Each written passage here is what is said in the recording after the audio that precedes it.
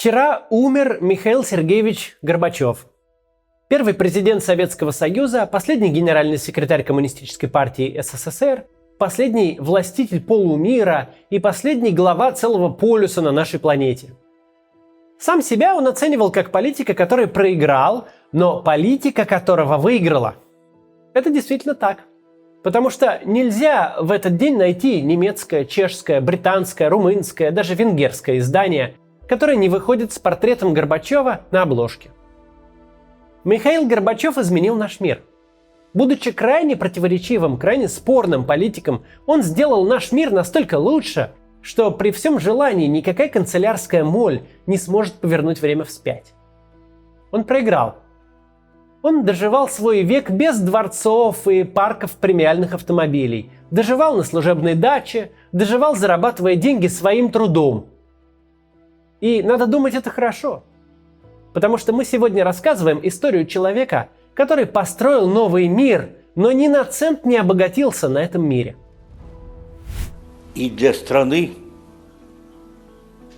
и для мира наши решения перестроечные открыли дорогу, поворот сделали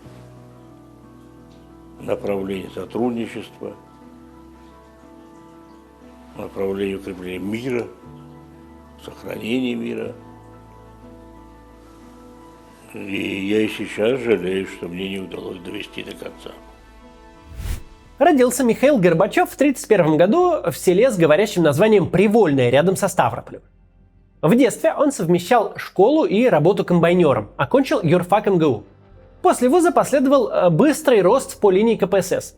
Горбачев стал первым секретарем сначала Ставропольского горкома, а затем Краевого комитета партии. То есть, переводя на современный язык, в 35 лет он стал мэром Ставрополя, а в 39 уже губернатором Ставропольского края. Но это было только начало карьеры молодого и смелого для своей должности политика, который, в отличие от всех вокруг, не боялся открыто признавать проблемы. В 47 лет его назначают секретарем ЦК КПСС по сельскому хозяйству. Это как министр сельского хозяйства сейчас.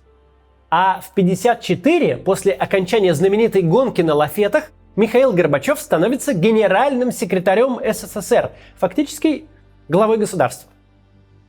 Причем главой молодым, энергичным, с прямым пониманием, что проблемы есть и нужно как можно скорее их решать.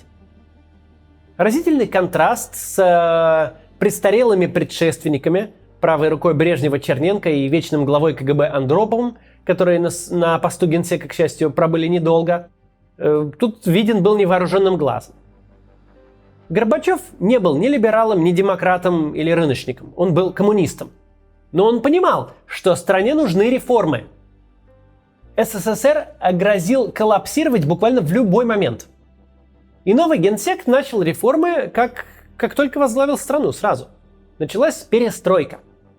Первым делом была введена политика ускорения, накачки ресурсами тяжелой промышленности и машиностроения. Понятно, что в условиях госплана это сработать на благо экономики не могло. Ни людям, ни стране просто не нужно было то, что производили ускоренные отрасли. Когда стало понятно, что стране нужны более радикальные изменения, Горбачев не испугался и начал делать их. Политбюро покинули брежневские чиновники, а на их место пришли такие люди, как Ельцин и Шеварднадзе, молодые реформаторы, которые были еще радикальнее Горбачева. В попытке спасти население от просто повального пьянства, которое заменяло огромной части страны веру хоть в какие-то перспективы и скорый социализм, Горбачев ввел сухой закон.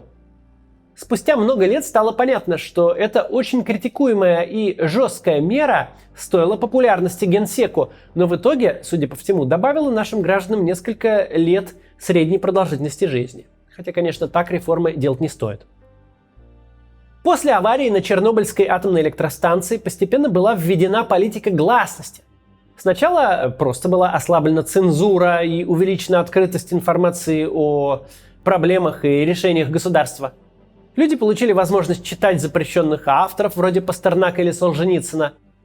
Но свобода слова не умещалась в рамки и прорывалась повсюду. И вот уже люди открыто критиковали власть, слушали западные радиостанции, изучали масштабы сталинских репрессий. был опубликован секретный протокол к пакту Молотова-Риббентропа, где Сталин договаривался с Гитлером о разделе Европы. Это событие навсегда перевернуло наше понимание истории Великой Отечественной войны и покончило с цензурой в СССР. В экономике Горбачев тоже начал либерализацию, хотя сделал он это в попытке заполнить опустевшие полки в магазинах. Граждане получили право создавать кооперативы, по сути, частные фирмы для занятия любым видом деятельности, включая торговлю. Также теперь разрешалось использовать в этих кооперативах наемный труд. Фактически это означало легализацию предпринимательской деятельности в СССР, в коммунистической-то стране. Горбачев не сделал главных шагов, не отпустил цены, не провел приватизацию, поэтому это не смогло все спасти экономику Советского Союза. Горбачев последовательно снижал напряженность между СССР и Соединенными Штатами. В 1986 году он встретился с Рейганом и начал долгожданное сотрудничество СССР с Западом. Это стало началом конца Холодной войны, длившейся полвека. Были подписаны первые договоры о сокращении вооружений, а скоро случилось то, чего весь СССР ждал 10 лет. Советские войска наконец были выведены из Афганистана. Пала Берлинская стена, и Германия снова стала единой. За все свои усилия во внешней политике и в прекращении Холодной войны Горбачев в 90-м году получил Нобелевскую премию мира. Но самые главные перемены произошли в политическом устройстве страны. Из ссылки вернулся Сахаров, и прекратились гонения на диссидентов. Были разрешены митинги, и сразу же в Москве прошли демонстрации. Сотни тысяч людей шли по центру столицы с антикоммунистическими лозунгами. Горбачев ввел новый высший орган государственной власти, и этот орган был выборным. Съезд народных депутатов впервые в истории СССР избирался на альтернативных выборах. Можно было реально своих кандидатов выбирать из списка. Невиданное для СССР дело. В прошлый раз такое происходило только на выборах в учредительное собрание. И хотя благодаря квотам коммунисты все равно имели на съезде абсолютное большинство, но там уже была демократическая фракция. С трибун впервые стала звучать и транслироваться по телевизору критика руководства и критика коммунизма, а еще призывы к новым, более радикальным реформам. Фактически именно в этот момент появилась наша современная демократия, от которой Путин пытается отрывать последние куски. Да никак не может оторвать. Конечно, все эти реформы не спасли СССР от распада. Хотя Михаил Горбачев препятствовал этому как мог и даже провел референдум, где большинство граждан решило, что СССР должен быть сохранен. Но сначала от Союза отделились республики Балтии, затем Армения и Грузия, а скоро СССР остался существовать только на бумаге. За день до того, как Союз должен был быть преобразован в новое союзное государство, Горбачева заблокировала на его даче в Крыму группа силовиков, известная как ГКЧП. Эти люди устроили госпереворот в попытке свернуть все проведенные Горбачевым реформы и повернуть время вспять, возродить ради своей власти такой мифический СССР, которого в реальности никогда и не было. К счастью, выросшее за время гласности и реформ Горбачева молодое российское общество уже не хотело возвращаться туда, откуда оно с таким облегчением вырвалось. ГКЧП проиграл, а СССР развалился. Вместе с ним закончилась и большая политическая карьера Михаила Горбачева. Дорогие соотечественники, сограждане, в силу сложившейся ситуации с образованием Содружества независимых государств я прекращаю свою деятельность на посту президента СССР. Принимаю это решение по принципиальным соображениям. Я твердо выступал за самостоятельность, независимость народов, за суверенитет республик, но одновременно и за сохранение союзного государства целостности страны. События пошли по другому пути. Возобладала линия на расчленение страны и разъединение государства, с чем я не могу согласиться. После отставки Горбачев много путешествовал по миру, читал лекции и делился опытом. Он основал экологическую организацию «Международный зеленый крест» и стал одним из сооснователей «Новой газеты», акционером которой являлся до вчерашнего дня.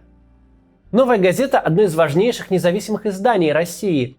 Это еще одно наследие Михаила Сергеевича Горбачева, которое, похоже, затоптать уже не получится. Сейчас в российском обществе царит некий псевдоконсенсус, дескать, Михаил Горбачев развалил большую страну.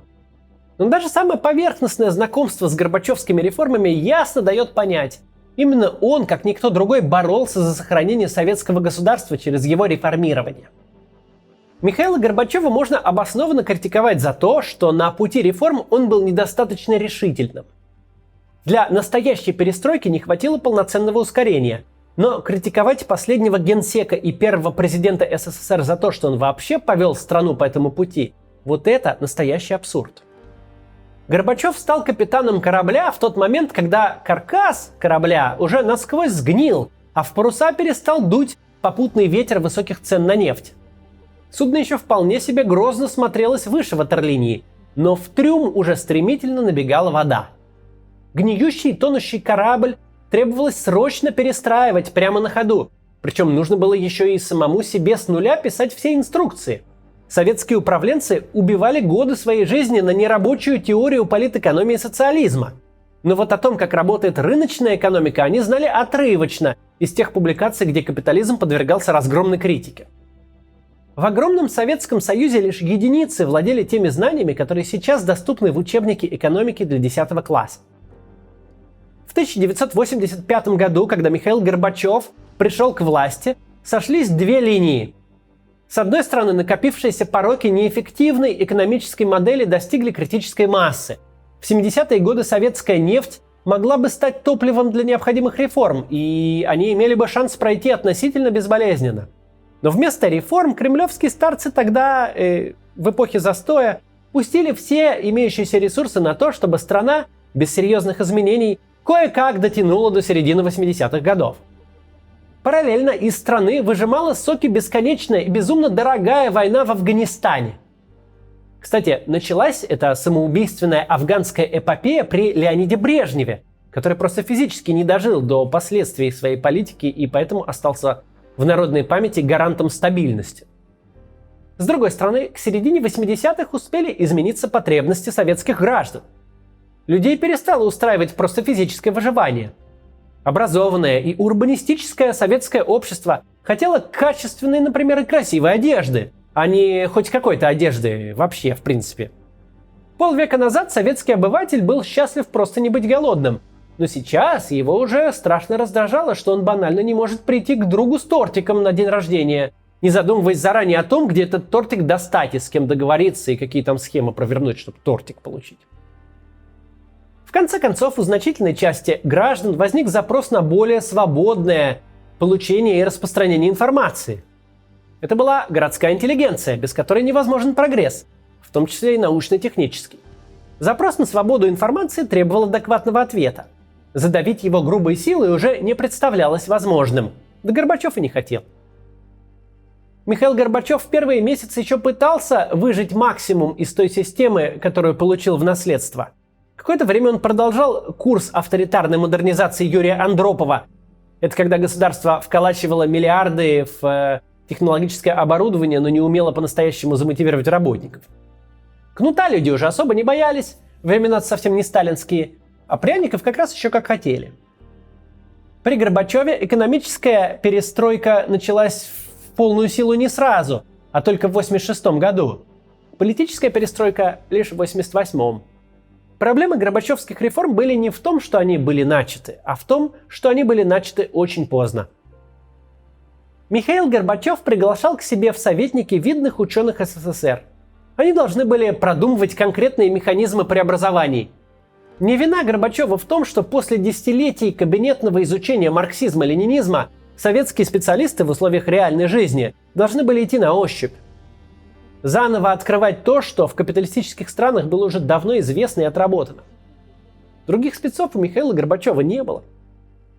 Активный участник перестроечного движения, а ныне знаменитый историк Александр Шубин, однажды сказал так: Горбачев въехал в такое болото, в котором не хватало мощности двигателя. Водитель не был виноват. Старый двигатель заглох, а новый пока не придумали. Возвращаясь к разговору о том, кто разрушил большую страну.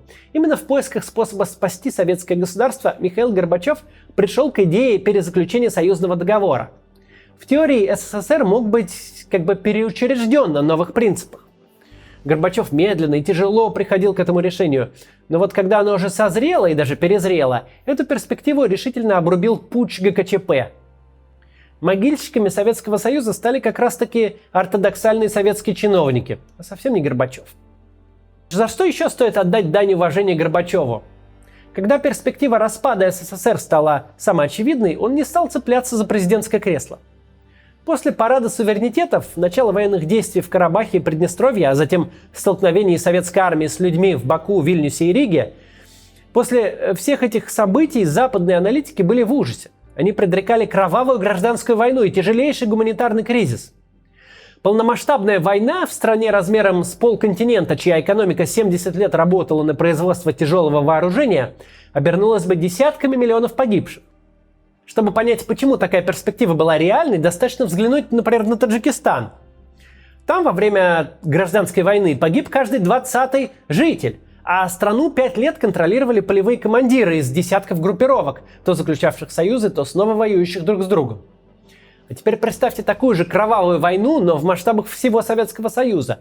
Только умножьте количество оружия раз в 100 и добавьте еще самый большой в мире ядерный арсенал. И катастрофа такая вполне могла бы произойти, если бы Горбачев решил держаться за власть до самого конца. Если бы, оставаясь главнокомандующим вооруженными силами СССР, пытался бы вернуть под контроль Москвы республики, объявившие независимость. Однако он принял решение уйти. Как рассказывал сам Горбачев, после подписания Беловежских соглашений, зафиксировавших на бумаге распад Советского Союза, он находился в прострации. Он так верил в реформирование страны, он максимально оттягивал ее распад. 17 дней Горбачев ждал, что случится чудо, которое не даст стране распасться. Может, возмущенная интеллигенция, может, выступление народных масс в поддержку сохранения СССР. Но никакой реакции не было. Никто не хотел спасать умирающую империю. Тогда Горбачев подал в отставку, передал управление ядерным оружием Ельцину и провел прощальный вечер в гостинице «Москва». Уходя из власти, он сказал, что главное дело в виде его реформ, главное дело его жизни, свершилось. И теперь он надеется, что те, кто придут ему на смену, будут проводить их лучше. Да, если вам интересны все эти события, то у меня есть книга. Там и про Горбачева, и про перестройку, и про ГКЧП есть все с картинками. Интересно написано.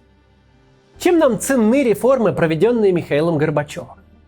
Тем, что спустя многие годы, спустя совершенно драматический откат, их не удалось уничтожить. При всем том ужасе, что творится вокруг нас сегодня, главное, за что мы можем поблагодарить Михаила Сергеевича, это за возможность выбирать. Российское общество многое потеряло с разгара перестройки и до нынешнего момента. Мы утратили не только признаки перестройки, мы утратили ее принципы. Независимый суд и свобода слова, называемая тогда гласностью, это наша огромная потеря. Свободная мысль в России сегодня – прямой путь на скамью подсудимых. Но теперь мы можем хотя бы уехать. Мы можем свободно высказываться из Тбилиси, Нью-Йорка, Тель-Авива, Амстердама, Еревана на русском языке.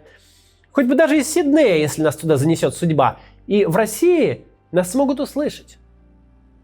Горбачев сделал в нашей стране первые и сразу гигантские шаги к демократии. К демократии, которую Путину пришлось топтать последние 22 года. И все равно ему не уничтожить демократию до конца. Потому что мы уже знаем и помним, как это было. А раз помним, возродим настолько же быстро, насколько все менялось во времена Горбачева. Именно в этом ценность великих реформаторов. Они дают то, что нельзя отобрать. В фильме Леонида Парфенова о Михаиле Горбачеве называется «Он пришел дать нам волю». И он действительно ее дал. В сегодняшнем мире, где выбирать приходится между плохим и очень плохим, между эмиграцией, для многих эмиграцией в никуда, и тюремным сроком, понимаешь это как никогда отчетливо. Этот человек дал нам выбор, он дал нам волю. Закончить этот ролик я хочу строчками Леонида Каганова. Вот отрывок из стихотворения 2011 года на 80-летний юбилей Михаила Горбачева. Пусть ругают вас холопы от Камчатки до Москвы, целовать начальству жопы запрещали сами вы. Пусть сегодня спорят люди, что могло и лучше быть, но история рассудит и потомкам не забыть. Как у нас в стране огромный, дышащий едва-едва, был однажды честный, скромный и непонятый глава. То, что сделано, не мелочь. Все, что было, не во вред. Счастья вам, Михаил Сергеевич. Счастья вам заканчивалось и долгих лет. Сегодня такого сказать нельзя. Так что покойтесь с миром, Михаил Сергеевич. И Россия будет свободной. Судьба так распорядилась, что когда я оказался во главе государства, уже было ясно, что со страной неладно. Всего много – земли, нефти и газа, других природных богатств. Да и умом и талантами Бог не обидел, а живем куда хуже, чем в развитых странах, все больше отстаем от них. Я покидаю свой пост с тревогой, но и с надеждой, с верой в вас, в вашу мудрость и силу духа. Мы наследники великой цивилизации, и сейчас от всех и каждого зависит, чтобы она возродилась к новой, современной и достойной жизни.